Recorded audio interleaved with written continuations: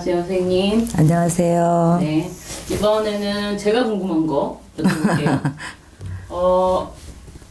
이게 한식 뭐 이런 게 껴가지고 이장 윤달? 윤달에 이장하셔야 되는 분들이 좀 있는 것 같더라고요. 네, 이제 그렇죠. 팁들 좀 알려주시면 좋을 것 같아요. 올해는 4월달이 윤달이에요. 윤달이라서 이 4월달에 윤달에 이제 이장을 계획하시거나 파묘를 하시는 분들이 좀 많죠. 근데 이 이장이나 파묘 같은 경우는 이제 상식적으로 윤달은 우리가 덤으로 얻는 달이에요. 그래서 해가 특별하게 없다. 그래서 이럴 때 그런 일들을 해도 크게 탈을 안 잡는다고 해서 옛날부터 많이들 하셨죠. 그런데 탈이 없다고 해서 그냥 하신다고 하는 게 아니라 이런 일들을 하실 때도 어떤 형식을 좀 갖추셔야 돼요. 그래서 윤달에는 뭐 나름대로 파묘하기 전에, 이장하기 전에 이제 이렇게 산신제라고 해가지고 조상님들 앞에다 이제 제를 지내고 하시는 분들이 많죠. 그러면 일반 그 고사상이나 이런 거랑 똑같아요? 그렇죠. 예. 그렇게 해서 이제 차려놓고 이만저만해서 이렇게 파묘를 하거나 이장을 합니다. 요즘은 여러 가지로 개발되는 곳들도 많고 해서 급하게 또 이렇게 이장을 하시는 분들도 사실은 많아요. 근데 계획을 하고 있다가 윤달에 해야 되겠다라고 계획을 하고 미리 준비를 하고 하시는 분들은 또 사실은 괜찮죠. 그런데 이 윤달에 해가 없다고 해서 다 해가 없는 건 아니에요, 사실은. 내가 그 해운년에 이 상문이 많이 들고 그 부분에 있어서 탈이 조금 많이 잡히는 이런 띠들이 있어요. 이제 충이 같이 들면 올해는 무슨 띠예요? 올해는 특별하게 무슨 띠다라고는 없어요. 띠가 왜냐면 윤달이 꼈기 때문에 띠라고는 없는데 내 운이 굉장히 안 좋은 띠들이 있잖아요. 근데 뭐 12간지 중에서 운이 안 좋은 띠들이 물론 삼재 띠들도 안 좋겠지만 특히 뭐 소띠 같은 경우도 마찬가지고 범띠 같은 경우도 마찬가지고 뭐 쥐띠나 이런 분들은 이 조상하고 연결들이 굉장히 많이 돼 있는 띠들이에요. 그래서 이런 것들을 하실 때 정상적으로 어떤 의식을 제대로 치르고 고하고 이렇게 하시고 또 그렇지 않으신 분들이 계시잖아요. 이런 것들을 주관하시는 분이 있어요. 많은 형제들 중에서도 어떤 분들이 주관을 하시고 나머지들이 다 참석을 안 하시는 경우도 많아요. 근데 이 참석을 안 하시는 분들 중에 운이 안 좋다 하면 참석을 안 하셨기 때문에 조금은 피해 가실 수가 있죠. 그런데 내가 운이 좋지 않음에도 불구하고 집안에 어떤 어른이나 어떤 집안에 어떤 일이 대소사가 있을 때 앞장서서 그런 일들을 하시는 분들이 계세요. 그런 분들이 운이 진짜로 안 좋을 때는 좋은 일을 하고도 굉장히 해가 끼치는 일들이 생긴다는 거죠. 그래서 그런 의식들을 조금 잘 알아보고 하시고 일을 하셔야 되고 만에 하나 이런 윤달이 끼지 않았을 때 어떤 일들을 하실 경우가 생기잖아요. 갑자기 뭐 개발이 돼서 그쪽이 없어진다든지 아니면 뭐 어디서 그쪽을 뭐 돈을 주고 사서 투자를 해서 그쪽을 뭐 좋게 만들기 위해서 조금 파묘를 해야 되는 경우가 생긴다거나 이럴 때는 윤달이 아닐 때 들어올 경우가 많죠. 이럴 때는 분명하게 일을 하셔야 돼요. 이거는 뭐냐면 돌아가신 분을 새로 땅속에 묻고 무덤을 만들어서 묘를 만든다는 거는 봉분을 만든다는 건 죽은 사람의 새로운 집이에요. 거기도 혼이 살기 때문에 육신은 썩어서 황토가 되지만 이 영혼은 그쪽에 살아계신단 말이죠. 그 사람한테는 세 가지의 혼령이 있어요. 삼혼령이라고 그러는데 살아있는 내 몸에도 혼이 있어요. 살아있는 혼이에요. 우리가 움직이고 다니는. 가끔가다 우리가 아우 큰일을 겪으면 너 혼이 나갔냐? 왜 이렇게 넋 빠졌다 막 이러죠. 그것처럼 똑같아요. 살아있는 사람한테도 살아있는 넋이 있어요. 혼이 있고 죽으면 내 산소, 내 무덤을 지키는 혼이 있어요. 그리고 저승으로 올라가는 혼이에요. 그래서 우리 한 사람한테는 삼혼량이 있기 때문에 이런 것들을 무시를 못하는 거예요. 그래서 얼마 전에 이제 예를 들어서 이 중국에서 오신 분이에요. 이쪽에 내려와서 사시는 분인데 지금 신랑분하고는 좀 떨어져서 사시는 분인데 아저씨가 조금 많이 안 좋아서 암이라서 중국에서 치료하기가 조금 힘이 드니까 그래도 한국의 의술이 좀 낫다 그래서 내려와라 해가지고 오셔가지고 19일날 돌아가셨어요. 19일날 돌아가셨는데 가신 지 얼마 안 됐죠. 근데 이제 집안 어른들이 서울에 조금 몇 분이 사시는 분들이 중국에서 내려오셔서 사시는 분들이 계시는데 그분들이 어차피 중국에 있다가 여기서 돌아가신 거니까 이제 화장을 했는데 중국 가서 이제 뿌려주거나 중국에다가 모시는 게 어떻겠냐 해가지고 이거를 뭐 뿌리지도 않고 그러니까 그분은 뿌리려고 생각을 하셨대요. 한국에다가. 그런데 그렇게 어른들이 말씀하시니까 아무 생각 없이 그 유골을 집으로 갖고 오신 거예요. 집으로 갖고 오셔가지고 집에다가 놔뒀는데 한 2, 3일 지났는데 너무 막 몸도 아프고 물론 큰일을 치르고 나니까 몸도 아프셨겠지만 계속 꿈을 꾸고 너무 힘들으셨다는 거죠. 그러니까 하루하루 지날 때마다 움직일 때마다 뭔가가 이렇게 검은 그림자 같은 게 옆으로 슬쩍 스치는 느낌도 들고 자다가 소름 끼쳐서 깨기도 하고 화장실 가는 것도 불을 다 켜고 가야 될 정도로 너무 힘들어서 주위 사람들한테 이제 물어보니까 그거 진짜 안 좋은 건데 왜 그랬냐고 너 큰일 났다고 막 이러면서 이제 걱정들을 하시니까 원래 돌아가시면 뭐 일본 같은 경우는 땅덩어리가 너무 적고 또 지진이 많이 일어나고 하기 때문에 사실은 사당을 집에 한쪽 편에다 사당을 만들어서들 모셔놓고 이렇게 해요.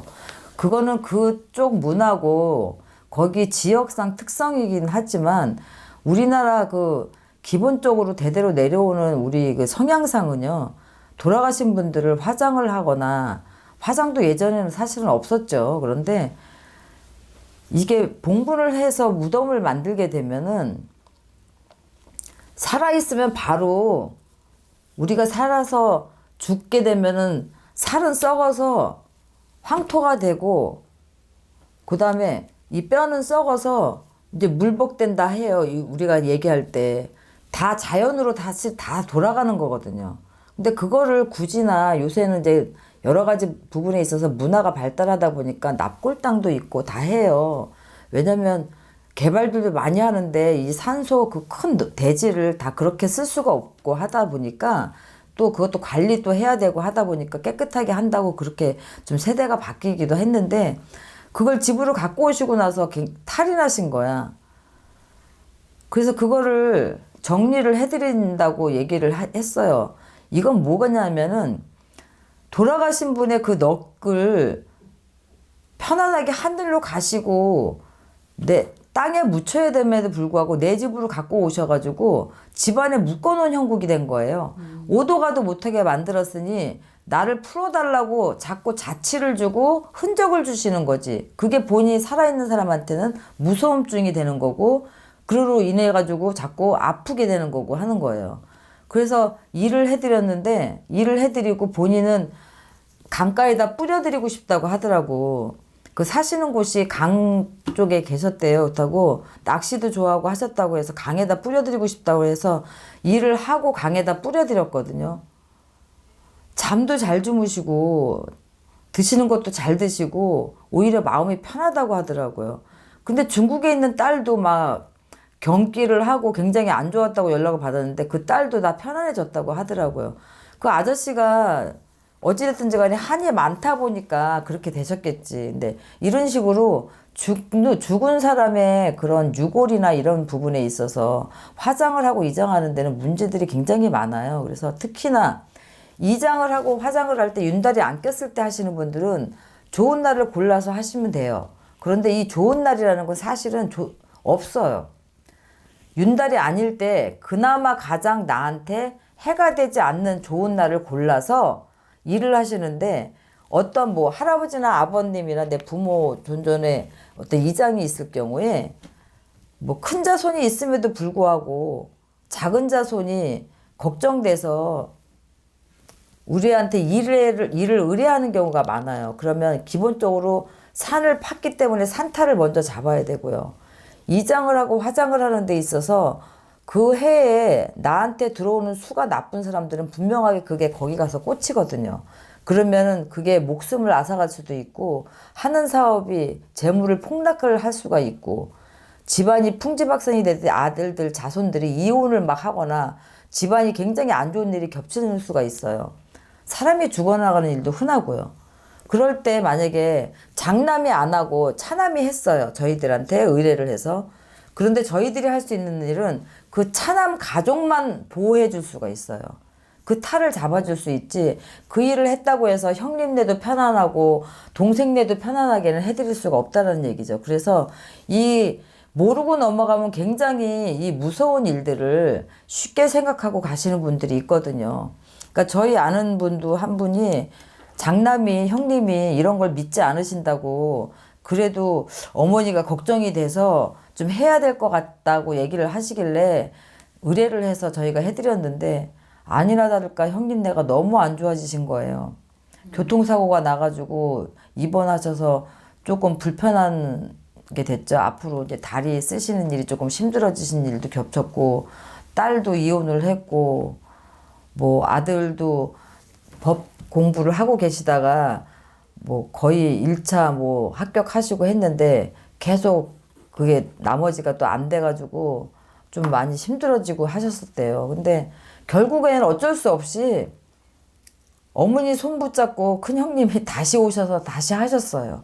하시고 아들도 다시 이제 영전이 되셔서 이제 자기가 원하는 대로 이제 법계 이제 집무를 하셨고, 또 아저씨는 어차피 다리는 그렇게 몸은 그렇게 됐지만 그래도 다시 조금씩 일어나시고 또 호전돼 있는 상태고, 또 아저씨가 하던 일을 이제 몸이 불편하다 보니까는 그 아내분이 하셨는데 생각외로 또 아내분이 잘 하셔서 사업도 잘 좀 꾸려가고 있는 상태고 해요. 그래서 이게 쉽게 넘어갈 수 있는 일이 아니라는 걸 명심하시고, 이장이나 화장의 탈은 큰 산탈이나 똑같은 거기 때문에 집안이 잘못되실 수도 있어요. 그래서 그런 것들 잘 명심하셨다가 쉽게 생각하지 마시고, 이장이나 파묘를 계획하고 계시는 분들은 좀 문의 좀 하셔서 돌다리도 두들겨보고 건너라고 여러 가지 부분에 있어서 많이 있어요. 그리고 왜 우리가 법원 앞에 가보면 이름 없는 산소들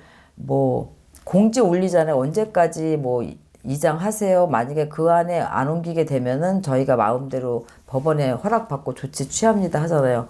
이름 없는 산소들 많아요. 자손들이 대가 끊기고 어른들이 얘기 안 해주고 돌보지 않고 가시다 보면은 그렇게 이름 없는 산소들이 이런 식으로 만약에 파묘가 되잖아요. 이것 또한 자손들한테 큰 해가 가요. 그래서 지금 뭐 50대, 60대, 40대도 마찬가지예요. 언제 어떻게 될지 모르기 때문에 내 조상묘가 어디에 있는지, 어떤 관계에 있는지를 조금 파악을 지금 미리 해보시는 게 앞으로 가시는데 실수가 없는 일들을 좀 막고 가실 수가 있겠죠. 그래서 이런 것들 좀 참고하시라고 오늘 이장 화장 문제 조금 말씀드렸으니까 참고하셨다가 실수 없고 나쁜 일들 안 겪으셨으면 좋겠습니다. 네, 수고하셨습니다. 네.